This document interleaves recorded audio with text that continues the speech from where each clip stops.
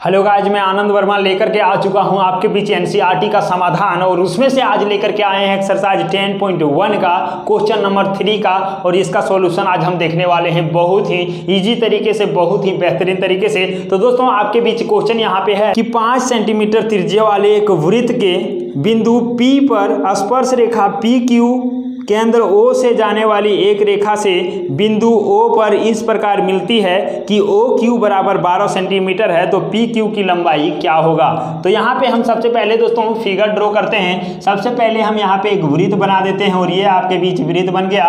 और दोस्तों क्या बोला है कि PQ एक स्पर्श रेखा है, ठीक है। तो यहाँ से हम क्या करते हैं, एक स्पर्श रेखा यहाँ पे हम डालते हैं और इसका नाम क्या हो गया, ये हमारा हो गया Q और ये हमारा हो गया P। और जैसे ही हम दोस्तों यहाँ पे एक स्पर्श रेखा डाल दें, और ये भी आपको पता होगा कि स्पर्श रेखा जो होता है वृत्त को एक बिंदु पर प्रतिच्छेद करता है, तो यहाँ पे ये टच किया है। और यहीं पे बात किया दोस्तों, आगे क्या बोला है कि PQ केंद्र O से जाने वाली एक रेखा से बिंदु Q पर इस प्रकार मिलती है कि OQ बराबर 12 सेंटीमीटर है। तो इसका त्रिज्या यहाँ पे होगा, कितना त्रिज्या इसका दिया है 5 सेंटीमीटर। तो ये आप देखेंगे ये त्रिज्या हो गया इसका 5 सेंटीमीटर। और इसका नाम क्या है दोस्तों त्रिज्या का, तो वो नाम है। और यहाँ से बोल रहा है कि O से Q तक जो मिलता है ये जो दिया हुआ है दोस्तों, ये 12 सेंटीमीटर दिया हुआ है आपके बीच, ठीक है। तो यहाँ से हमको क्या बोला है कि PQ की लंबाई ज्ञात कीजिए। तो आप इसको आसानी से ज्ञात कर सकते हैं। सबसे पहले तो हम यहाँ पे बात करते हैं कि ये हमारा वो केंद्र वाला वृत्त है और इसमें इसका जो त्रिज्या दिया हुआ है वो 5 सेंटीमीटर दिया है। साथ ही साथ हमको दे दिया दोस्तों ये 12 सेंटीमीटर क्या दे दिया, O से Q तक की दूरी। हमको पूछा है P से Q तक का दूरी क्या होगा। चलिए यहाँ से हम बनाना शुरू करेंगे दोस्तों। आप यहाँ पे समझ पाएंगे कि त्रिज्या इसका जो दिया हुआ है, त्रिज्या बराबर क्या नाम उसका लिखेंगे OP, और OP बराबर दिया हुआ है 5 सेंटीमीटर, यही है ना, OP है या फिर PO कह सकते हैं, दोनों क्या है, ये हमारा 5 सेंटीमीटर है। और दूसरा जो दिया हुआ है OQ दिया हुआ है OQ, और ये OQ बराबर कितना है दोस्तों, तो आप कहेंगे कि 12 सेंटीमीटर है। और हमको पूछा क्या है, तो PQ की लंबाई पूछा है। तो यहाँ पे हम PQ बराबर देखेंगे कि वाट है ना, पूछा गया। चलिए यहाँ से आप एक थ्योरी समझ लेंगे दोस्तों तो बहुत अच्छा रहेगा। क्या है वो थ्योरी सर, तो यहाँ पे देखिए एक वृत्त है, ये तो हमने वृत्त देख लिया। और किसी बाह्य बिंदु से वृत्त पर डाला गया स्पर्श रेखा, देखिए कितने स्पर्श रेखा होगा, 2 स्पर्श रेखा बाह्य बिंदु से, एक तो यहाँ हो गया, एक यहाँ ऊपर में हो जाएगा। तो ये हमारा क्या हो गया, 2 स्पर्श रेखा हो गया। कहाँ से, किसी बाह्य बिंदु से वृत्त पर 2 स्पर्श रेखा खींची जा सकती है। हमने यहाँ पे खींच दिया सर। यहाँ पे क्या होगा दोस्तों, इसका एक रेडियस, ये केंद्र हो गया, और यहाँ से क्या होगा, इसका रेडियस होगा, एक यहाँ पे एक यहाँ पे, हमने रेडियस भी बना दिया। अब यहाँ पे बात आता है दोस्तों, ये जो बिंदु यहाँ से मिला देंगे इसके केंद्र से, इसका नाम यदि हम O ले लेते हैं, इसका नाम यदि हम क्या ले लेते हैं दोस्तों, P ले लेते हैं, ये हमारा Q है और ये हमारा R है। तो यहाँ पे आप इजी तरीके से समझ पाएंगे कि ये जो होता है स्पर्श रेखा से केंद्र पर जो बनता है ये त्रिज्या, ये क्या होता है, लंब होता है। किस पर लंब होता है, तो स्पर्श रेखा पर लंब होता है। मतलब यहाँ पे 90 डिग्री बन गया। जब 90 डिग्री बन जाता है दोस्तों, तो आप कहेंगे कि यहाँ भी ये स्पर्श रेखा जा रहा था और यहाँ से हमारा ये रेडियस बना, तो यहाँ भी क्या होगा, 90 डिग्री बनेगा ना, अवश्य बनेगा। और दोनों जगह हमारा 90 डिग्री बनेगा। तो आप इसको यहाँ से समझ पाएंगे दोस्तों, यही चीज़ क्या है, यहाँ पे आ गया है ना। देखिए OP, ये PQ जो है ये स्पर्श रेखा है और यहाँ से क्या है, त्रिज्या पर ये जा रहा है, तो यहाँ पे क्या बनेगा, ये लंब बनेगा ना, आसानी से ये लंब बनेगा। और जैसे ही यहाँ पे लंब बन गया तो आप कहेंगे कि ये हमारा तो लंब बन गया। तो हमारा ये जो त्रिभुज बनेगा, यहाँ पे एक त्रिभुज दिख रहा है आपको, वो क्या है, तो POQ है, यही त्रिभुज है। और ये जो त्रिभुज होगा वो समकोण त्रिभुज होगा, क्योंकि यहाँ पे 90 डिग्री बन रहा है। तो उस फिगर को हम यहाँ पे अलग करते हैं दोस्तों। कैसे हम अलग करेंगे, तो यहाँ पे देखिए ऐसे इसको हम बनाते हैं। और ये जो हमारा बना, यही हमारा क्या हो गया, ये O है और यहाँ से P है और ये हमारा Q है। और ये वाला जो एंगल होगा दोस्तों ये 90 डिग्री का होगा।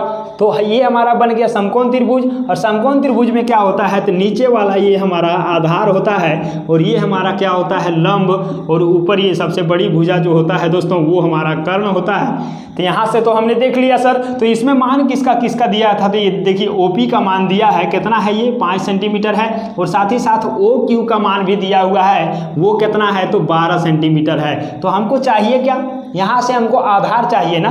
तो आधार को हम क्या कहते हैं दोस्तों, आप जानते हैं पाइथागोरस का जो हमने बताया था त्रिकोणमिति के कुछ अनुप्रयोग, और त्रिकोणमिति का जो चैप्टर था 8 नंबर, उसमें हमने बताया था पाइथागोरस थ्योरम से कैसे हम निकालेंगे।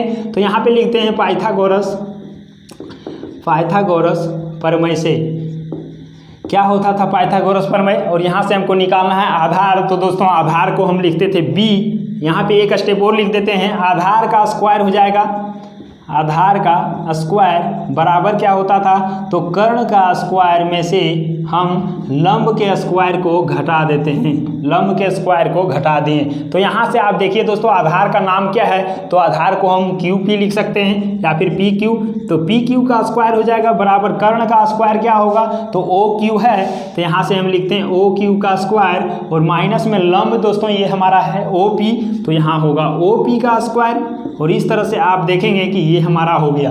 लेकिन यहाँ पे हमको चाहिए क्या, तो चाहिए हमको पी क्यू। तो ये स्क्वायर जो लगा हुआ है दोस्तों, यहाँ से हम क्या करते हैं, पी क्यू बराबर स्क्वायर को उधर ले जाएंगे तो अंडर रूट आ जाएगा कि नहीं, तो यहाँ से अंडर रूट लगा दिए, लेकिन ये तो हमारा यही रहेगा, तो ओ क्यू का स्क्वायर माइनस ओ पी का स्क्वायर हो जाएगा ये, ठीक है।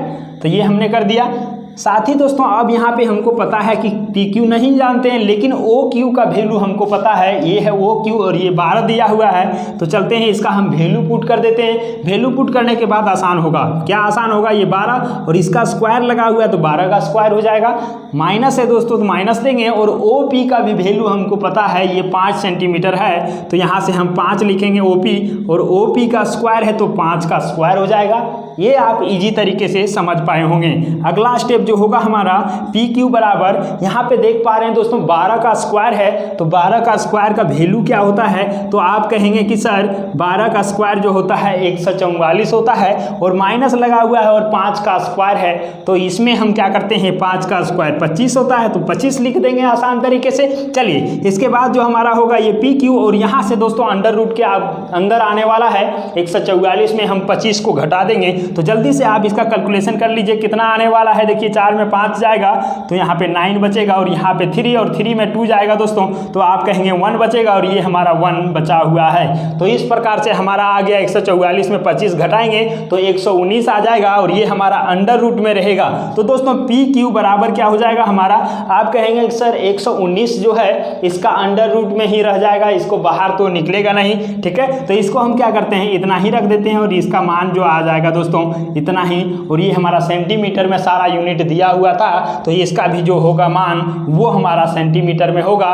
और इस तरह से पी क्यू जो हमको क्वेश्चन पूछा गया था इस प्रश्न में, तो इसका जो आंसर होगा वो हमारा क्या होगा, पी क्यू। पी क्यू बराबर क्या हमने निकाल दिया, यहाँ से पी और क्यू का देखेंगे दोस्तों दूरी, तो ये हमारा निकल जाएगा अंडर रूट 119, तो इसका जो मान निकलेगा 119 निकलेगा, ये सेंटीमीटर में होगा।